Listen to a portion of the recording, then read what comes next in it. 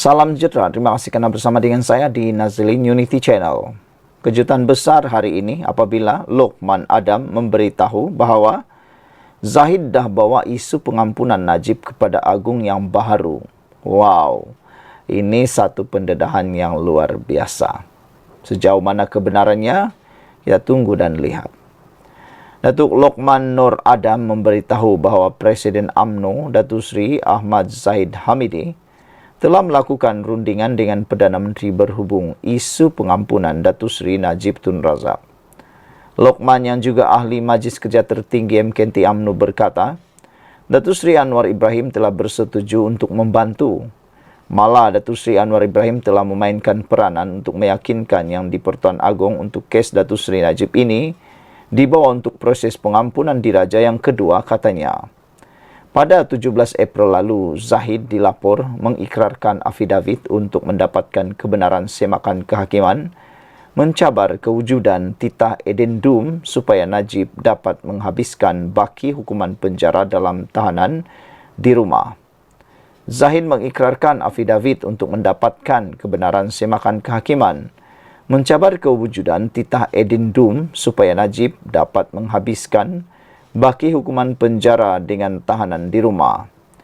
Titah edendum itu supaya bekas Perdana Menteri berkenan menjalani tempoh pemenjaraan selama 6 tahun di rumah. Saudara-saudara sekalian, ini satu pendedahan yang memang mengejutkan kita semua. Tapi itulah, kadang-kadang sukar untuk dipercayai apa yang dikatakan oleh Lokman Nur Adam.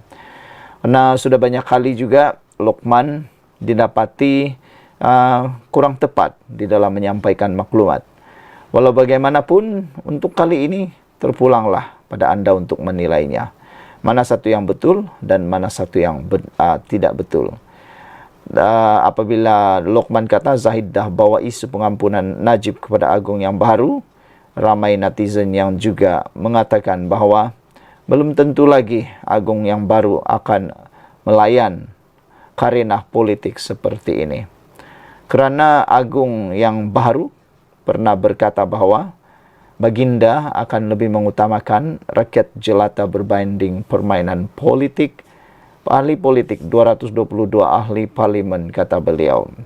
Beliau juga mengatakan bahawa Baginda juga mengatakan bahawa Baginda akan menyebelahi rakyat dan tidak akan melayan karena politik murahan. Kalau nak berpolitik, titah Baginda, berpolitiklah pada waktu kempen pilihan raya nanti. Berhentilah berpolitik, kata titah Baginda. Sekian untuk kali ini. Jangan lupa tinggalkan komen anda. Ikuti terus ulasan selepas ini. Salam sejahtera. Terima kasih kerana bersama dengan saya di Nazilin Unity Channel. Ini adalah pendedahan. Ini adalah pengakuan dan ini adalah keputusan MCA yang paling panas sekali.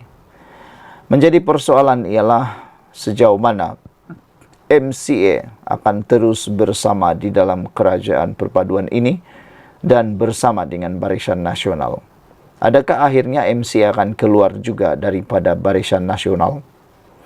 Persoalan ini muncul apabila sekali lagi Wee Ka Siong, Presiden MCA, menyatakan goblok berkempen untuk DAP. MCA ada maruah dan harga diri, kata Wee Ka Siong. Selepas dipersenda, dimaki hamun dan diperkecilkan. Tidak mungkin MCA membalas budi dengan berkempen, membantu calon Pakatan Harapan PH semasa pilihan raya di Kuala Kubu Baharu nanti. Presiden MCA Wee Ka Siong berkata, pihak yang ingin melihat mereka turun berkempen nanti perlu tahu bahawa ahli partinya juga mempunyai maruah dan harga diri. DAP juga katanya tersilap apabila mengharapkan MCA dapat melupakan segala kata-kata cacian yang dilemparkan oleh parti kepada mereka sebelum ini dan turun padang membantu memenangkan calon parti kerajaan pada 11 Mei nanti. Selepas seronok mengecam dan memaki hamun MCA, kata Wee, tidak sepatutnya DAP mengharapkan kempen mereka dibantu oleh parti berkenan. Apabila ahli parti saya terguris dengan kata-kata penghinaan pemimpin DAP, Adakah saya selaku Presiden MCA hanya berdiam diri saja? Kata Wee dalam kenyataan melalui video di TikTok hari ini. Bekas anggota kabinet itu berkata demikian, sebagai mengulas kenyataan, Timbalan Setiausaha Agung DAP Eng Kaur Ming yang meminta MCA membalas budi dan jasa PH memenangkan calon BN dalam PRK Pelangai tahun lalu. Kata Eng, dalam PRN berkenaan, DAP berhempas pulas berkempen di kawasan pengundi Cina untuk mengajak mereka agar memilih calon UMNO. Hasil gerak kerja tersebut, kata Eng, beratus pengundi Cina menyokong calon Barisan Nasional BN dan mengalahkan 98% pengundi Cina menyokong calon BN dan mengalahkan pencabar dari Perikatan Nasional. Justru kata Eng, DAP mengharapkan semangat yang sama ditonjolkan oleh MCA di Kuala Kubu Bahru. Sebelum ini, Timbalan Presiden UMNO Muhammad Hassan menafikan wujudnya sebarang isu boykot apabila MCA dan MIC memutuskan untuk tidak terbabit dalam kempen di Kuala Kubu Bahru. Hal itu kerana mereka berpendirian gerak kerja akan dilaksanakan jika calon yang dipilih untuk sesuatu pilihan raya datang dari Barisan Nasional. Kata Wika Siong, sehingga kini pun ketika BN menjadi sebahagian daripada kerajaan bersama PH, MCA tetap menjadi sasaran kecaman DAP termasuk oleh Setiausaha Agungnya Anthony Loke. Dalam keadaan begitu, kata Wee, sebagai pemimpin dia tidak boleh bersabar. Manusia ada perasaan dan maruah. Begitu juga dengan ahli MCA dan ada perasaan dan harga diri, katanya. Untuk memahamkan lagi situasi dihadapi MCA, Wee berkata, DAP boleh membayangkan jika mereka dimaki hamun, dicaci dan dihina. Apakah perasaan mereka sebagai individu yang bermaruah? Takkan nak minta MCA membalas budi DAP atas jasa mereka mencarci parti saya. Kata orang Jawa, goblok ni. Fikirkanlah, brother, katanya. Ahli Parlimen Air Hitam itu juga menjelaskan isu sekarang bukanlah MCA perlu berjiwa besar atau tidak. Sebaliknya melibatkan prinsip dan maruah yang dipertahankan. Harap-harap semua faham ya. Selamat berkempen, selamat bertanding, buatlah apa yang patut, kata beliau lagi. Sekian dulu untuk kali ini. Jangan lupa tinggalkan komen anda, tekan butang subscribe. Kita jumpa lagi. Bye-bye. Salam sejahtera, terima kasih kerana bersama dengan saya di Nazlin Unity Channel. Dekat mana yang walaun kata tarif elektrik naik? Ini satu pendedahan yang wajib anda share kepada semua orang, khususnya walaun yang seringkali memburuk-burukkan kerajaan, mengatakan bahawa kerajaan ada menaikkan harga elektrik dan sebagainya. Persoalannya, dekat mana yang walaun kata tarif elektrik naik?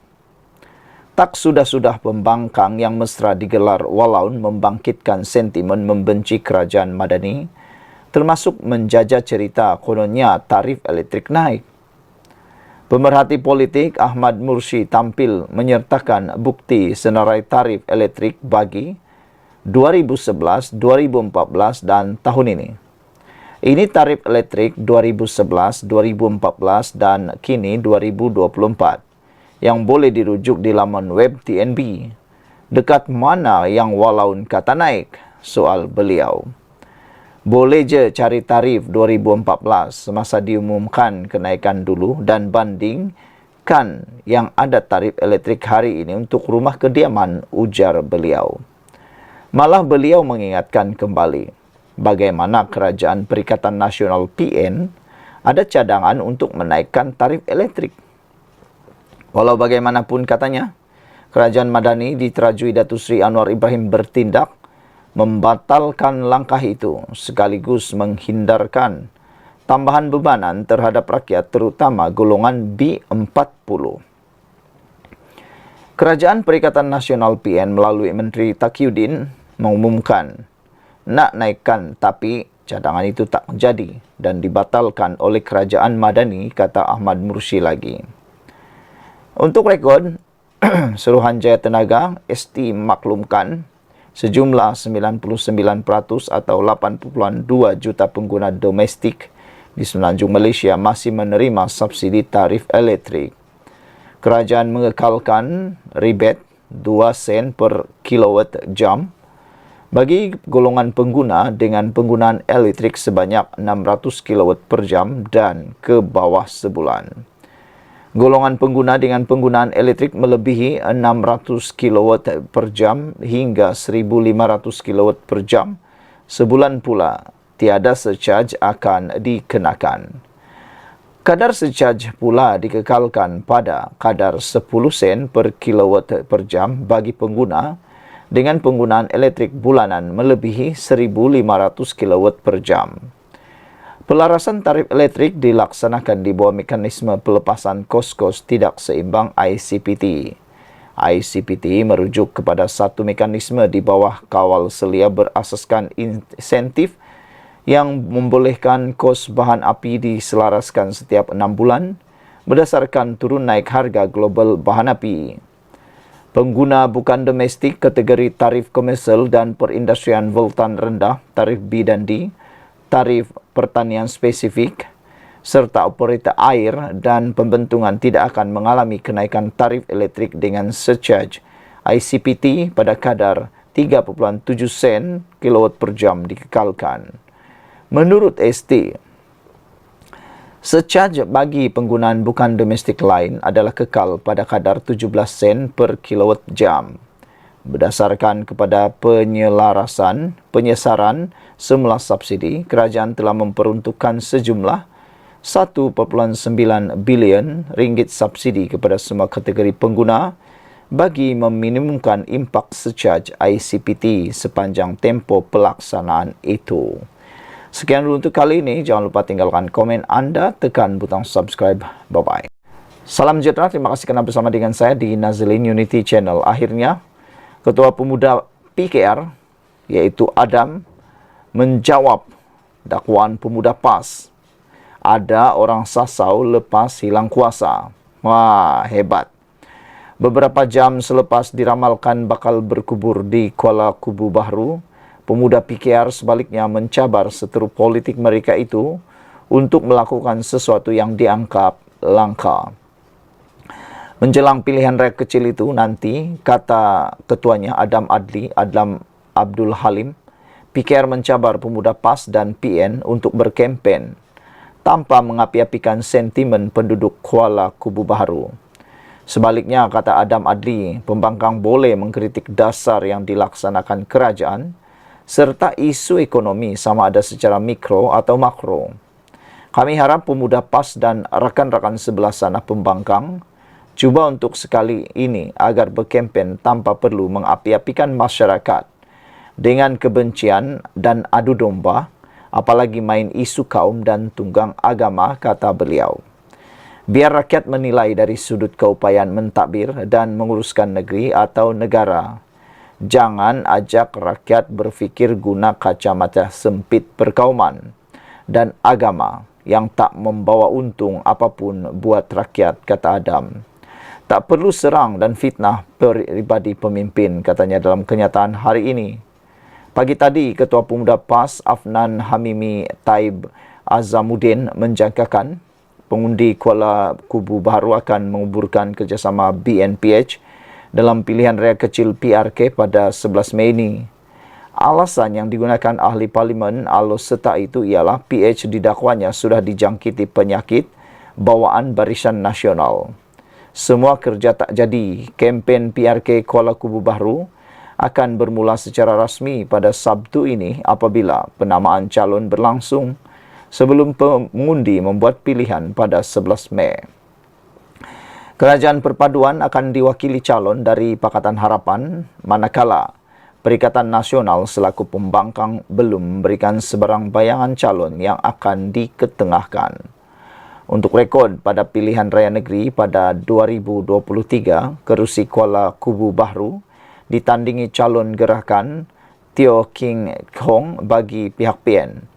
Bagaimanapun, Teo kalah kepada mendiang Lee Ki Hyong dengan perbezaan 4,119 undi. Lee memperoleh 14,862 undi. Menyentuh mengenai isu penyakit disebut Afnan Hamimi, Adam Adli berkata, memang ada masalah tertentu dialami oleh seseorang atau pihak yang kehilangan kuasa. Ada yang jadi sasau sebab tak tahu nak buat apa apabila tak ada kuasa. Pemimpin jadi rosak, mula hilang arah sampai nak tebuk atap. Rakyat pun meluat dan hilang rasa hormat. Penyakit ini perlu dijauhi dan dimusuhi oleh pemimpin, kata beliau. Selain itu, kata Timbalan Menteri Belia dan Sukan Berkenan, ada satu lagi penyakit yang juga berbahaya, iaitu gemar menunggang politik, perkauman dan agama. Penyakit itu, kata Adam Adli, juga cepat merebak dan susah untuk dirawat. Kesannya, rakyat jadi berpecah belah dan hidup dalam wasangka. Apa kerja pun tak jadi, katanya. Pada masa sama, dia menegaskan, pemuda PAS boleh membuat apa saja dakwaan kepada kerajaan, namun pada akhirnya rakyat perlu diberi peluang membuat keputusan berdasarkan fakta dan dasar yang dibuat kerajaan, bukannya dengan sentimen merosakkan dan politik adu domba, kata beliau lagi. Sekian dulu untuk kali ini, ikuti terus ulasan selepas ini. Selamat petang, salam sejahtera, terima kasih kerana bersama dengan saya di Nazlin Unity Channel. Hari ini satu lagi pendedahan menarik berkaitan dengan Tun Mahathir Mohamad yang ramai tak tahu. Rupa-rupanya menurut laporan ini, Mahathir takut dengan bayang-bayang sendiri, dipetik dari myKM.net. Beberapa tahun kebelakangan ini, kita melihat Suruhanjaya Pencegahan Rasuah Malaysia SPRM mula mengambil tindakan drastik dengan menyiasat tokoh-tokoh ternama serta individu berpengaruh yang disyaki terbabit rasuah. Malah ada antara mereka ini sudah didapati bersalah dan sedang menjalani hukuman kerana terbukti terbabit rasuah. Saudara pengarang, tindakan SPRM ini juga bertepatan dengan hasrat rakyat yang mahu jerung-jerung ini disiasat dan didakwa jika terbukti terbabit rasuah.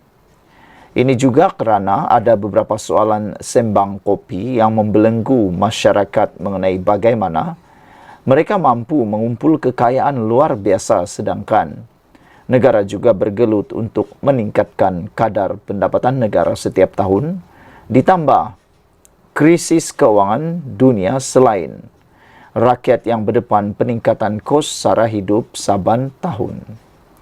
Siasatan ke atas individu-individu ini juga berkait rapat dengan pendedahan bahawa mereka memiliki harta yang melampau banyaknya dan hidup mewah. Baru-baru ini juga, bekas Perdana Menteri Tun Dr. Mahathir Mohamad acap kali mengeluarkan kenyataan membela anak-anaknya susulan siasatan dijalankan SPRM. Amat pelik apabila Tun Mahathir ini mempertikaikan siasatan dijalankan SPRM. Sedangkan beliau juga yang memperjuangkan konsep rule of law sebaik parti komponen di bawah pimpinan beliau memenangi pilihan raya umum yang ke-14. Apa yang menjadi kemuskilan ialah sebagai rakyat saya sendiri menjadi ragu-ragu sama ada Tun Mahathir ini yang pernah menjadi orang nombor 1 dalam pentadbiran negara bagi tempoh yang lama memahami konsep rules of law yang beliau sendiri canangkan. Atau Tun Mahathir mula berpura-pura kurang bijak apabila anaknya pula yang disiasat. Takkan beliau tidak tahu siasatan mana-mana agensi penguatkuasa bukan satu bentuk hukuman kerana hukuman ditentukan oleh mahkamah.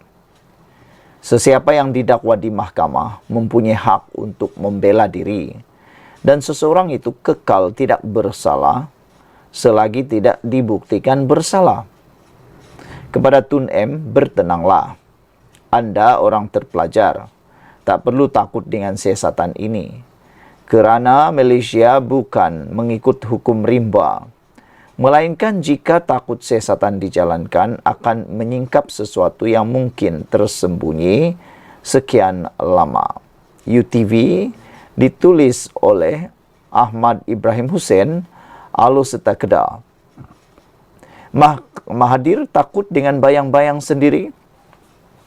Saudara-saudara sekalian, pendedahan ini memang luar biasa. Tambahan lagi dengan pepatah Melayu mengatakan, berani kerana benar, takut kerana salah.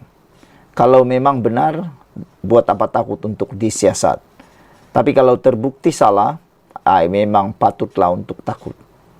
Sekian dulu untuk kali ini. Jangan lupa tinggalkan komen Anda. Ikuti terus ulasan selepas ini. Salam sejahtera, terima kasih kerana bersama dengan saya di Nazilin Unity Channel. Kalau kemarin Muhyiddin Yassin menyelar Perdana Menteri Anwar Ibrahim sebagai Perdana Menteri yang bodoh jika tidak tahu apa-apa tentang titah tambahan edendum, titah tambahan tahanan rumah Najib.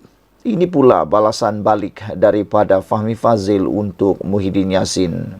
Fahmi Fadzil kata, bawa balik menantu dulu Muhyiddin, baru cakap tentang tata kelola, tentang kerajaan perpaduan yang ada sekarang ini. Dan di ruangan Malaysia kini juga membalas Muhyiddin Yassin yang menyelar Anwar Ibrahim dengan gelaran yang tak senonoh itu dengan Setiausaha Politik Perdana Menteri Muhammad Kamil mengatakan bahawa Muhyiddin agak biul, tak faham peranan fungsi lembaga pengampunan. Jadi hari ini, ramai netizen yang sangat bersetuju, ramai juga netizen yang men-share video-video seperti ini supaya lebih ramai orang tahu bahawa Muhyiddin lah yang patut bertindak lebih dahulu memahami tentang undang-undang Malaysia, khususnya membawa balik menantu beliau yang selama ini belum balik ke Malaysia lagi dan dianggap sebagai melarikan diri. Kata mereka, Muhyiddin Yassin kalau betul pintar dan bijak pandai, bawa dulu balik menantu yang melarikan diri itu, barulah nak komen sana sini. Kata mereka, nanti terkomen diri sendiri, terjerat diri sendiri, terkena di muka sendiri, meludah ke langit, kena batang hidung sendiri, kata netizen lagi. Menteri Komunikasi Fahmi Fadzil menyatakan Presiden Perikatan Nasional Tan Sri Muhyiddin Yassin agar membantu menjemput anak menantunya kembali, anak menantunya untuk berdepan dengan siasatan. Kata netizen, kalau benar menantu Muhyiddin tak salah, kenapa takut? Kata mereka, berani kerana benar, takut kerana salah. Tindakan melarikan diri itu seakan-akan beliau memang tahu beliau salah, kata netizen. Jadi kalau betul tak salah, baliklah ke Malaysia, anda pasti akan menang dalam mahkamah, kata mereka. Sebelum beliau beri apa-apa komen, kata Fahmi, saya sarankan Muhyiddin Yassin bantu pihak berkuasa jemput kembali his son-in-law who is on the run, kata beliau. Don't talk about KKB dan PRK, kata beliau lagi. Dalam bahasa Inggeris, beliau kata, bring back your son-in-law and then you are in a better position to talk because he is a fugitive from justice, kata Fahmi lagi. Fahmi juga menambah sepatutnya sebagai seorang pemimpin, apalagi bekas Perdana Menteri, beliau sepatutnya menjadi teladan kepada ramai orang berkaitan dengan perundangan Malaysia. Fahmi Fadzil kata, Muhyiddin seharusnya menjadi contoh baik dan arahkan menantu balik ke Malaysia dan berdepan siasatan yang telah pun dimulakan. Jika beliau gagal lakukan ini, yaitu perkara paling asas di muka bumi, beliau tidak ada moral standing to talk about anything else, kata Fahmi. Fahmi berkata demikian sebagai respon kepada Muhyiddin yang mendakwa bahawa kerajaan perpaduan dalam keadaan retak menanti belah berikutan isu titah diraja edendum dalam kes mantan Perdana Menteri Datuk Seri Najib Tun Razak. Untuk makluman semua, menantu Tan Sri Muhyiddin Yassin iaitu Datuk Seri Muhammad Adlan Berhan meninggalkan Malaysia pada 17 Mei tahun lalu. Dah hampir setahun dah tak balik-balik Malaysia. Adam disiasat oleh SPRM dan berdepan kes rasuah dan penyelewengan berhubung projek berkaitan pendaftaran pengambilan serta penyimpanan biometrik pekerja asing di sebuah kementerian. Saudara-saudara sekalian, sebelum kita berpisah, sila tinggalkan komen anda untuk isu pada hari ini yang amat panas ini. Adakah anda juga bersetuju dengan kenyataan Fahmi bahawa bawa balik dulu menantu baru banyak cakap. Jangan banyak cakap kalau tak bawa menantu balik dulu, kata Fahmi Fadzil. Ramai netizen kata ini yang patut Muhyiddin buat, daripada banyak cakap bawa balik dulu anak menantu. Jangan sampai orang lain pula tiru tindakan Muhyiddin Yassin, kata mereka. Dengan pepatah, kalau guru kancing berdiri, anak kancing berlari-lari. Sekian dulu untuk kali ini. Jangan lupa tinggalkan komen Anda, tekan butang subscribe. Bye-bye. Selamat pagi, salam sejahtera. Terima kasih karena bersama dengan saya di Nazlin Unity Channel. Kalau kemarin Muhyiddin Yassin menyelar Perdana Menteri Anwar Ibrahim sebagai seorang yang dengan tanda petik kurang bijak jika tidak tahu tentang edidum, titah tambahan yang di Pertuan Agong. Ini pula balasan untuk Muhyiddin Yassin. Beliau menggelar Anwar Ibrahim dengan tanda petik perkataan yang saya pun tak berani nak cakap, kurang bijak. Kalau tak tahu apa-apa, kata beliau, kali ini beliau kena balas semula. Apabila seorang daripada setiausaha politik Perdana Menteri, yaitu Muhammad Kamil Abdul Munim, tampil menemplak Muhyiddin Yassin yang didakwanya sebagai biul. Kalau kemarin Muhyiddin kata Anwar Ibrahim dengan tanda petik kurang bijak atau dengan perkataan yang tak senonoh itu, mengatakan perkataan itu, beliau pula kena balas balik dengan kata, di Malaysia kini, Muhyiddin agak biul, tak faham peranan fungsi lembaga pengampunan, kata setiausaha politik Perdana Menteri Muhammad Kamil. Kemarin ada juga netizen yang menyatakan bahawa kalau benar Muhyiddin itu bijak pandai, kata mereka, bagaimana Muhyiddin boleh ditumbangkan oleh rakan sahabatnya dalam Kerajaan Perikatan Nasional pada waktu dia menjadi Perdana Menteri sehingga dia terpaksa letak jawatan, kata mereka. Setiausaha politik Perdana Menteri Muhammad Kamil Abdul Munim tampil menemplak Muhyiddin Yassin yang didakwanya sebagai biul dan tidak faham tentang fungsi lembaga pengampunan susulan kritikan bekas Perdana Menteri itu terhadap Anwar Ibrahim. Dia juga mendakwa bahawa Kerajaan Madani hari ini bukan seperti Kerajaan Perikatan Nasional PN yang gemar mengundang duka cita istana. Sebagai mantan Perdana Menteri, agak biul dan memalukan jika Muhyiddin tak faham peranan dan fungsi lembaga pengampunan dan prerogatif yang di Pertuan Agong. Hadam perlembagaan sendiri dan kurangkan bergantung pada teks yang disediakan, katanya kepada Malaysia kini. Muhammad Kamil mengulas kenyataan Muhyiddin yang melabel Anwar sebagai Perdana Menteri yang bodoh jika dia tidak tahu berkenaan dakwaan kewujudan titah edendum agar Najib Razak menghabiskan hukuman penjara menerusi tahanan di rumah. Sebelum ini, Anwar berkata bahawa afidavit yang difailkan oleh Timbalan Perdana Menteri Ahmad Zahid Hamidi untuk menyokong usaha bekas Perdana Menteri Najib Razak menjalani baki hukuman di bawah tahanan rumah dibuat atas kapasitinya sebagai Presiden UMNO. Ketika berkata demikian, Anwar menegaskan bahawa kerajaan tidak akan campur tangan dalam keputusan lembaga pengampunan dan menegaskan bahawa titah yang di Pertuan Agong semasa mesyuarat lembaga adalah muktamad dan tidak boleh dicabar. Muhyiddin sebaliknya membidas Anwar dan melabelnya sebagai Perdana Menteri yang bodoh. Mengulas lanjut, Muhammad Kamil bagaimanapun mempertahankan pendirian bahawa kerajaan tidak akan campur tangan dalam urusan yang di Pertuan Agong dan Majlis Raja-Raja. Ini beza kerajaan Muhyiddin dan kerajaan hari ini yang menjunjung dan hormat kepada institusi diraja. Segala keputusan dibuat melalui tata cara dan penuh adab menurut perlembagaan. Tidak seperti tindakan kerajaan Muhyiddin yang menarik semula ordinan darurat yang mengundang rasa duka cita seri paduka, katanya. Ketika pentadbiran Muhyiddin, Al-Sultan Abdullah Riyatuddin Al-Mustafa Bilal Shah melahirkan rasa duka cita baginda dengan pengumuman pembatalan ordinan darurat di Parlimen.